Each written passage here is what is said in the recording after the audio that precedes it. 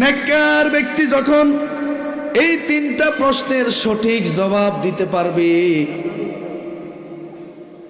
গায়েবী ভাবে আওয়াজ চলে আসবে, আফরিশু বিল জান্নাহ। ও আমার ফেরেশতারা, আমার এই সত্যবাদীর বান্দার বিছানার নিচ দিয়ে জান্নাতের ফরশ বিছিয়ে দাও। দ্বিতীয় নম্বরে আওয়াজ আসবে, ওয়ালবিসু বিল জান্নাহ।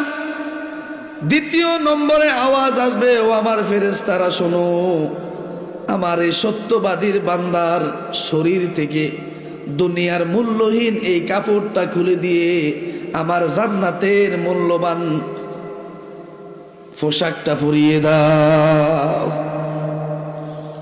তৃতীয় নম্বরে যখন বলা হবে, ঘোষণাকারী বলবে, ওয়াফতাহু বাবান ইলাল জান্নাহ। ও আমার ফেরেশতা শোনো, আমার এই সত্যবাদীর বান্দার তার জন্য জান্নাতের সব দরজা খুলে দাও। এটা হলো সত্যবাদীর পাওনা। এবার যিনি প্রশ্নগুলোর সঠিক জবাব দিতে পারবে না, গায়েবী ভাবে আওয়াজ আসবে, এই লোকটা মিথ্যাবাদী।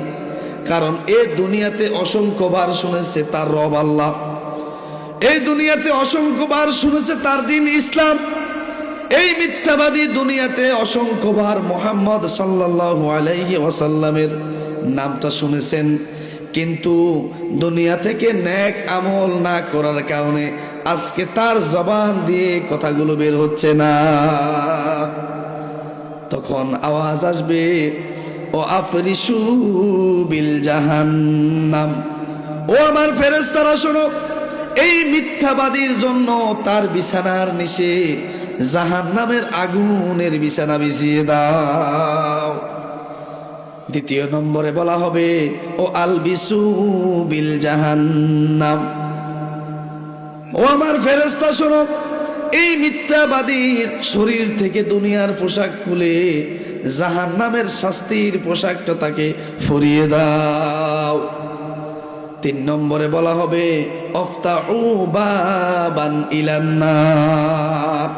আর এই নাফরমানের জন্য জাহান্নামের সব দরজাগুলোকে খুলে দাও। উচ্চ স্বরে বলুন নাউজুবিল্লাহ। এটা হবে ঈমানদার আর কাফের ব্যক্তির কবরের কন্ডিশন, কবরের অবস্থা।